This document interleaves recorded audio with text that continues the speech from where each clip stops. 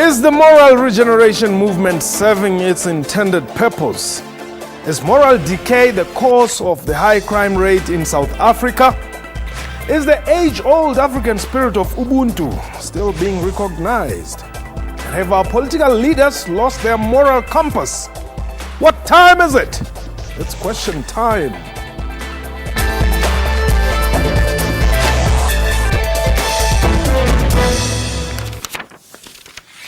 Hello and welcome. My name is Mpho Tsedu. The origins of the moral regeneration movement, led by Father Smangaliso Mkhatshwa, dates back to the 1997 meeting between the late President Mandela, faith-based organizations, and the SABC.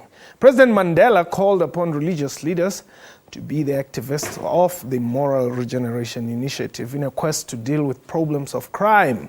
17 years later, the country is still plagued by the escalating crime rate, particularly against women and children. My guest in studio is Father Smangaliso Mkhatshwa, the chairperson of the Moral Regeneration Movement. Father, welcome to the show. Thank you very much, Mpho. Are you losing the battle? No. Okay, 17 years later, what have you achieved? A number of things. One, Moral Regeneration Movement is known in all the 9 provinces. Its strength and rootedness may not be exactly at the same level in all the provinces and so on. But very few people would say, what are you talking about, Moral Regeneration Movement? Sometimes there can be distortions here and there about its nature, its character. There can be misunderstandings about that. So that's one thing. We are known. We have a presence. Number 2, we have run programs for young people. Just last week, we had a program for university students in which we engaged them in dialogue. We asked the question, 20 years into democracy, what has been the moral health of the country, especially for young people? What has been your experience? But not only that, going forward, what are you planning to do, because the future is in your hands? So that's for young people. It's just one example. We've done this in various universities, in schools. We've had programs with the, with workers, with women's organizations. We've had social dialogues with academics. For instance, we're engaging the vice chancellors of the universities on an ongoing basis.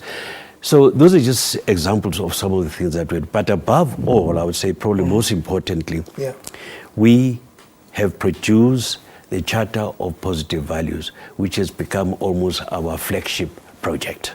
Okay. Is it being implemented? Well, that's exactly what it's meant to be done. And we are, when we have these social dialogues and so on, we base our discussions on this. That said, though, of course, obviously, the challenges are huge. When you attended the Conference for a Democratic Future in 1989 at Wits University,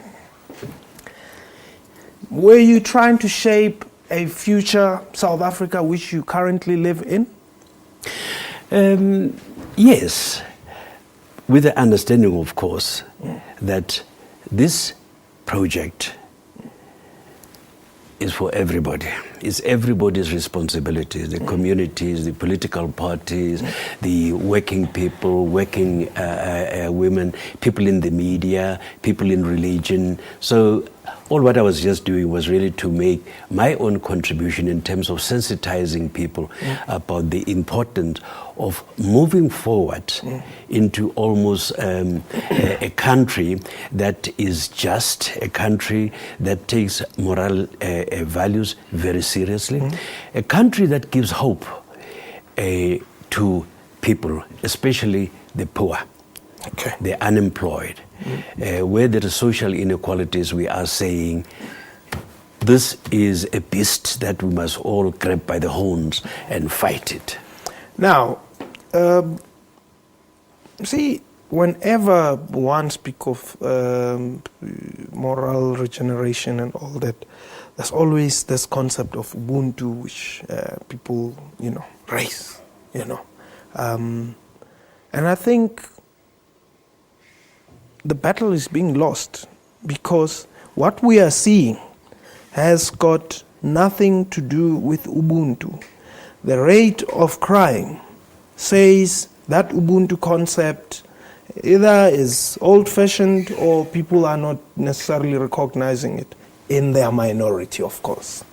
I move from the positive premise, namely that the vast majority of people want to do good for themselves, for the community as a whole.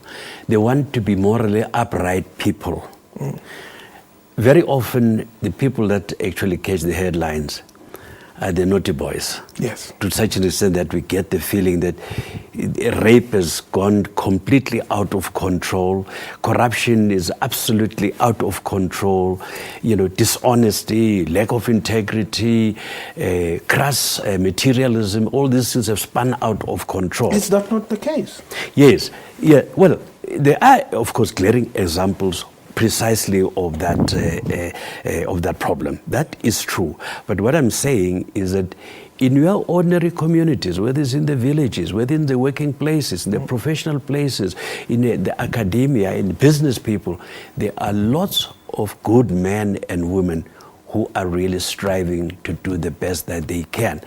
But then very often, as I say, is the bad boys and girls that catch the headlines. Just to give you an example, whenever you attend a funeral, even say of real gangsters, notorious gangsters and people that have been a scourge in the community, the relatives and even their friends will do everything at least to find something good that this person did, which therefore means for me that there's a hunger, there's a desire among people to do that which is acceptable, socially acceptable, but that also builds the community. Even a very business person who is very, very, very, very wealthy, they seldom say so-and-so was so wealthy when during his lifetime, and so they might say that in passing. But what they will say, though, about that business person is that he had a lot of money, a lot of possessions, but he shared his possessions, particularly to uplift the poor. I want us to talk about crime in a little bit more detail, but we'll do that only after the break. For now, we're going to take a quick break. Please don't go away.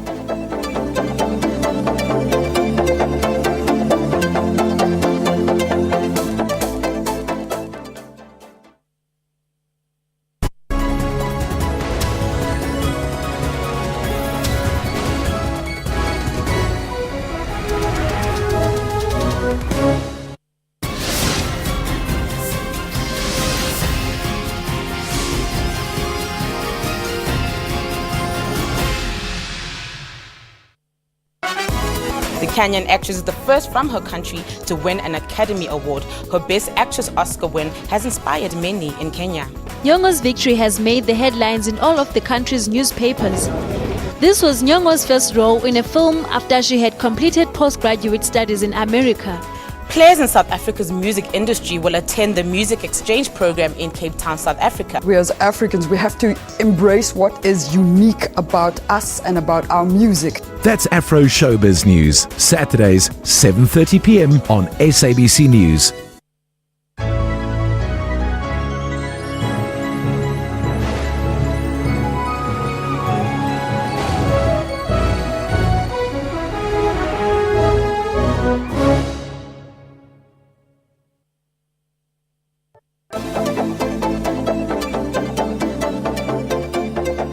Welcome back. You're still watching Question Time. My guest today is Father Smangaliso Mkhatshwa, who's the chairperson of the Moral Regeneration Movement. Now, Father Mkhatshwa, you represent the Moral Regeneration Movement.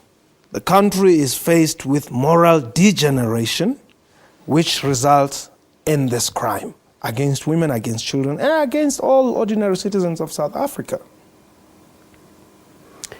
Crime is antithetical to the common good.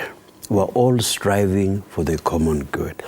By that I mean the sum total of those conditions of social living whereby human beings are enabled more fully and more readily to achieve their full potential. So any action that goes against the common good is therefore criminal, is something that is evil, something that needs to be fought, something that stands in the way of a better life for all. Now, crime, of course, takes various forms. It can be physical, it can be emotional, it can even be spiritual, to a certain extent.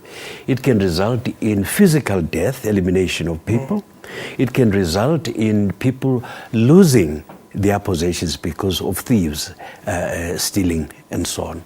It can result also in bring about a lot of conflict in the communities. Yeah. So to that extent, therefore, we are saying anything that we describe as crime, it definitely contributes to the degeneration instead of regeneration of people. Now, I want us to just refer to the slide that we have on screen there. We're talking about your mission, responsibility and accountability, honesty and integrity, equity and equality, respect and tolerance, environmental awareness. I'm interested in the second point, honesty and integrity. Let's just look at leaders, South African leaders. There seems to be a lot to question in as far as honesty is concerned and integrity is concerned. What are you doing there? Let's talk about those situations where there are facts about people, about leaders' integrity being questionable. Let's deal with those, not the rumors, not the suspicions, and so on. Now, obviously, if you are a leader, the first requirement is that not only must you know your job, must you be qualified for your job, but you must also be a person that people can trust. The people, you must be an example, particularly to your followers and to young people who are still growing up and so on. You must avoid abuse of power, because that takes away, in fact, your moral authority. And I remember Abraham Lincoln many, many years ago, he says, if you want to test the character of a person, give them power. Now, some people don't know how to handle power, because power can build you. Power gives you the ability to influence decisions for the good, to build the country and so on. But abuse of power can also make you an instrument of evil. Okay. I'm going to give you a very recent example. Yesterday, in Parliament, the chief whip of the EFF, Floyd Shibambo, as he was leaving the National Assembly, he gave the deputy president of the country a sign, and basically he showed him the middle finger. Now, where is the moral regeneration movement in such instances? Yes, I'm glad you raised this question, because during the last general elections, we produced what is now called the Charter of Election Ethics, where we identify certain values that we feel should guide the IEC, the leaders of political parties, the campaigners, the voters themselves, the media, and so on. Now, I'm bringing this up because what we expect is that the values that guided the last general election, and which led to the appointment, the election of members of parliament, that it should continue to be guided by these values. So we are talking now about a specific example. I would say, well, I didn't see that myself, but I would definitely say that if that is true, that would be a kind of a behavior that is not expected of an honorable member of parliament. Is a kind of behavior that I don't think should be encouraged. But as I say, I didn't really see that part of the of the news. So I'm speaking more in general terms. I'm talking about the principle which would apply to everybody, that in that parliament, since you are referring to, or even if it's one incident in parliament, you expect men and women of integrity. They must be honest. They must prioritize the common good of people.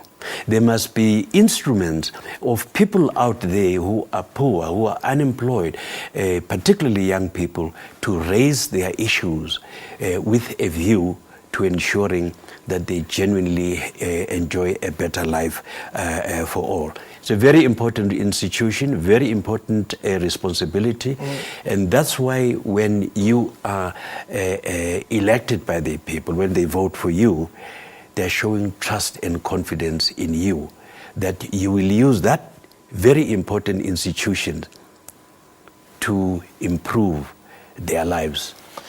Does it not, though, perhaps reflect a bigger problem which is engulfing society? You know, just the other day, Mpo, when I was reflecting on what's been happening in Parliament in recent days, I asked myself, isn't this perhaps a reflection of society as a whole? Because these are men and women that have been elected by the voters to go and represent them. And they come from society. They come from society and so on. So what is it then saying? You know, what is it then saying about all of us? Yeah. But I think our responsibility is to call people to account, you know, for their actions, for their conduct and so on. Now, this applies to everyone who's an honorable member of a parliament, because once you are in that institution, you no longer just represent the interests of your party. You now want to enhance the common good of all the people of South Africa. Are you happy, though, with how politicians conduct themselves? Well, I was a member of parliament myself. And a politician too. Yes, and a politician too. I even presided in the National Assembly, you know, during I was one of the presiding officers. Well, I would say there are lots of people, to be honest, men and women of credibility that we've got to give them due respect, who are trying their best. But I think there are also characters who probably in the first place should never have been elected to that parliament. Give me names, Father. No. No, in the sense, I'm not really judging their souls. I'm just looking at their actions. Who are those, Father? You know, no, I'd rather speak in general terms. You are a man of truth, a man of the cloth. No, that's true.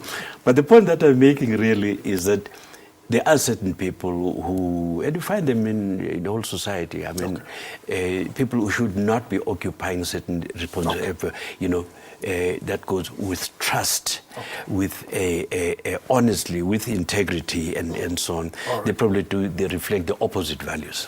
Okay. Do you know which color their uniform is? Uniform? Yeah, well, their dress code. Do you know which color? No. Okay, that's fine. Hold the thought there. We're taking a quick break. When we return, we talk about social cohesion. This is Question Time.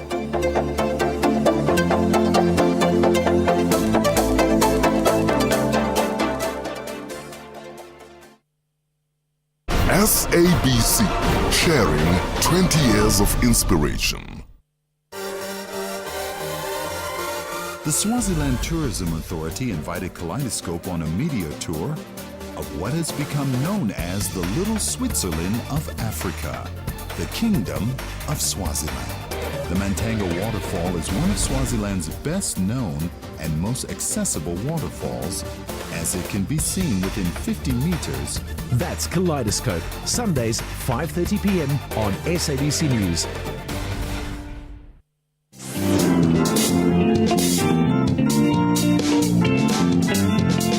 Because of cancer, I realized life is short. I want to live my dream. They can burn my face, but not my voice.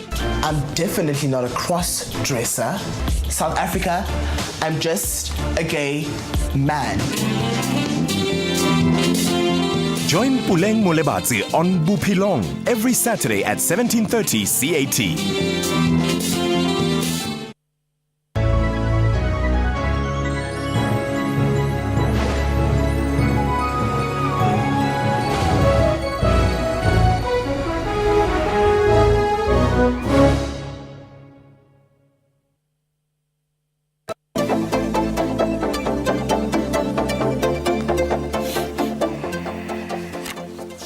Welcome back. You're still watching Question Time. My guest today is Father Smangaliso Mkhatshwa, the chairperson of the Moral Regeneration Movement. Now, Father Mkhatshwa, the Charter of Positive Values has indeed quite a couple of issues which you have committed yourselves to: respect human dignity and equality, promote responsible freedom, the rule of law.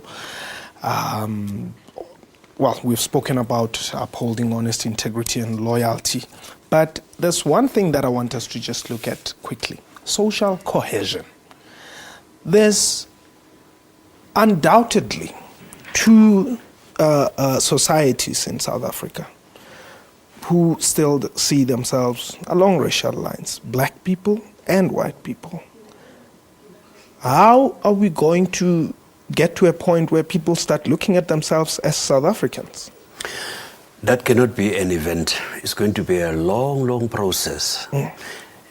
Probably a very difficult, very painful process, for the simple reason that, one, the guys that are married, husband and wife, the way they bring up their children, if they poison their minds already at a very, very young age, those children, when they grow up, they'll probably still find it quite difficult to relate to people different from themselves in a very normal, casual manner.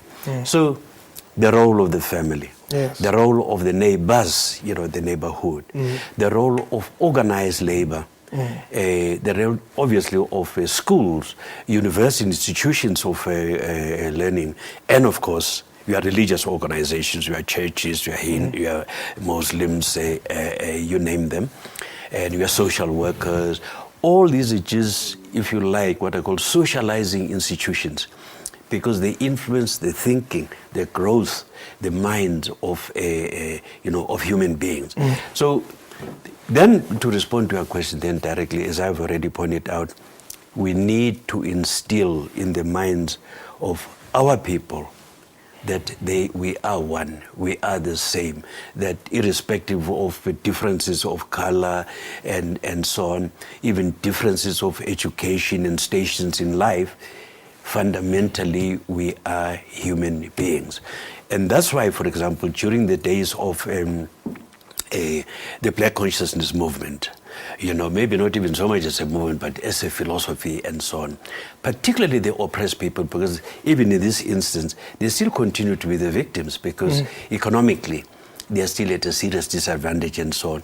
But the Black Consciousness movement, its advantage was that it really had to conscientize the people to respect themselves, to realize that they also had dignity. They were equal to anybody else, irrespective of their colors or anything of the sort. But they were actually quite strong on non-racialism as well, even during those days and so on. So I would therefore say that our institutions have a very important responsibility, especially your academia. The books that we prescribe, the history that we teach in our schools. If, for example, we continue teaching, particularly in our black schools, that there's only really one history, and it's the history of Europe and the history of the United States of America and so on. We have no history here. If there is any at all, it's a lot of distortions that were discovered by Jan van Riebeeck in 1652. Before that, we did not exist. Now, that destroys the self-respect, the self-dignity of lots of our young people. Religion plays a very important role in the moral regeneration of a society. How are you dealing with this? Because, like you said, there's different religions. The good news about South Africa is that we're a secular state. Yes. In the sense that the government, the state, does not give any preference to any particular religion. But there's freedom of worship, freedom of a religion. Now, religion throughout history has also been used as an instrument of divisions, an instrument even of violence, violent conflicts and so on, because of differences of religions and forms of worship. But at the same time, having said so though, religion can play and does play a very important role in terms of uplifting our morals and how to live together and so on. If you look at the Decalogue, for instance, the 10 Commandments, and the Quran also has something similar in the other religions and so on, there are those teachings which actually emphasize the unity, living together of people. Quick one. The rule of law, or let's look at the judicial system here in South Africa. Is it assisting to ensure that there's harmony in society? And perhaps let's just look quickly at the crime stats are supposed to be released tomorrow. What you are expecting out of those as well? The statistics. Yes. Well, I hope that they will give a more hopeful picture that we are winning the fight, the battle, or maybe not the war yet, but the battles. For your information, I had a meeting very recently with the newly appointed Minister of Police. He has invited MRM to partner with the police in fighting crime. So we're in the process of identifying programs or projects that we can pursue jointly, because what we deal with is the mind, the soul, the conduct, the behavior. The police can arrest. We don't have any handcuffs. We cannot take anybody to court and have them charged and so on. But what happens when the police arrest someone, when the judge sentences somebody to a long sentence and so on, if they are found guilty, is already the results of something that has gone wrong spiritually, mentally. Okay. Father Mkacho, let me thank you for the time, but a quick one before you leave. Can we see a black pope sometime soon? Well, as a matter of fact, I look forward to that. But it's not going to be easy because of the history, also just of Christianity and so on. But we look forward to that because the church, if you say it's Catholic, it means it's everywhere, it's for everybody. Would you be willing to stand? Well, I mean, last time I tried to present my CV, it was not even... Thank you very much, Father Mkacho. That was Question Time for today. A big thank you to my guests and to you for watching the show. Our email address, questiontime@sabc.co.za. Our Twitter handle, @questiontime24. From me and the crew, have yourself a wonderful time. Goodbye.